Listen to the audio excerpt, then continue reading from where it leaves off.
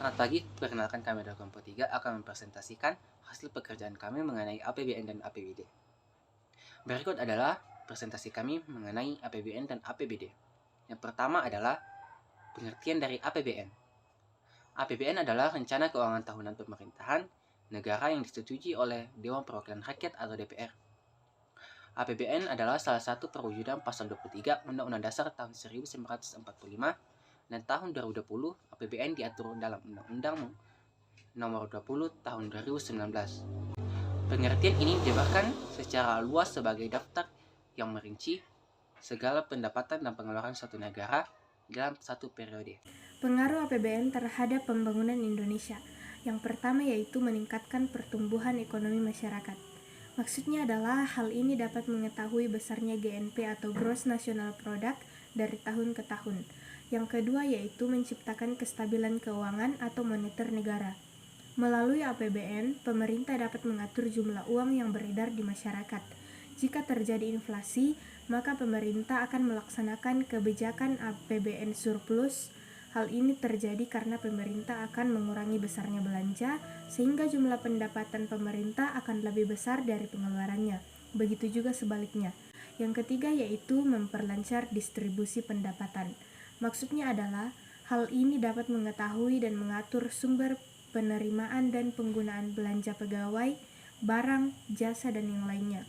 Yang keempat yaitu menimbulkan investasi masyarakat karena dapat mengembangkan industri-industri dalam negeri.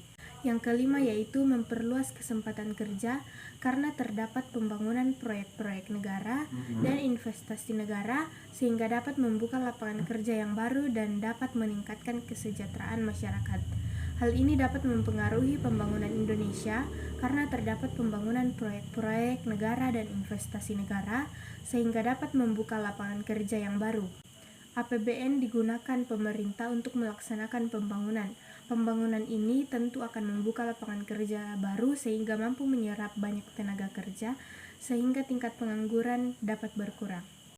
Kemudian yang selanjutnya adalah APBD atau Anggaran Pendapatan dan Belanja Daerah. Menurut Permendagri Nomor 21 Tahun 2011, APBD adalah rencana keuangan tahunan pemerintahan daerah yang dibahas dan disetujui oleh pemerintah daerah dan DPRD serta ditetapkan dengan peraturan daerah. APBD merupakan instrumen kebijakan yang utama bagi pemerintah daerah. Anggaran daerah juga digunakan sebagai alat untuk menentukan besar pendapatan dan pengeluaran. Berdasarkan pengertian di atas, maka APBD yang dikeluarkan setiap tahun akan mencerminkan besaran pendapatan dan pengeluaran yang dibutuhkan untuk pengelolaan suatu daerah. Daerah yang dimaksud mulai dari daerah tingkat 2 kota dan kabupaten dan daerah TK 1 provinsi. Selanjutnya ada beberapa pula APBD terhadap pembangunan Indonesia, yaitu yang pertama, membantu mengurangi kemiskinan, yang kedua, memperluas kesempatan kerja, yang ketiga, membuka lapangan pekerjaan dan investasi baru, yang terakhir, memeratakan pendapatan masyarakat dan menyejahterakan rakyat. Kemudian yang selanjutnya adalah analisis berita. Yang pertama, Masalah yang terjadi adalah kuota subsidi BBM jebol karena terjadi peningkatan untuk pos belanja, terutama untuk pos subsidi energi yang jebol dari kuota yang ditargetkan. Kemudian yang selanjutnya adalah dampak. Berdasar data Kementerian Keuangan per 30 September 2018, realisasi subsidi bahan bakar minyak atau BBM mencapai 54,3 triliun atau 115,9% dari target. Dengan realisasi saat ini, subsidi BBM dan LPG naik sebesar 96,7% dibanding realisasi di periode serupa tahun lalu yang hanya 27,6 triliun. Prediksinya, di akhir tahun subsidi BBM akan meroket jika tak dikendalikan.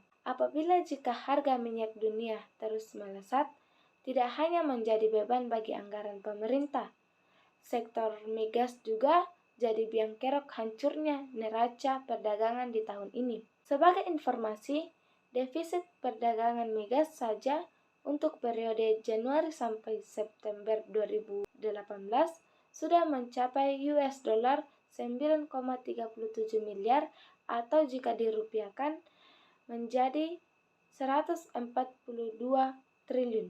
Nilai itu jauh lebih besar dari defisit neraca perdagangan secara total sebesar US dollar 3,81 miliar atau setara dengan 58 triliun. Yang selanjutnya adalah solusi. Solusi paling pragmatis adalah dengan memotong subsidi BBM.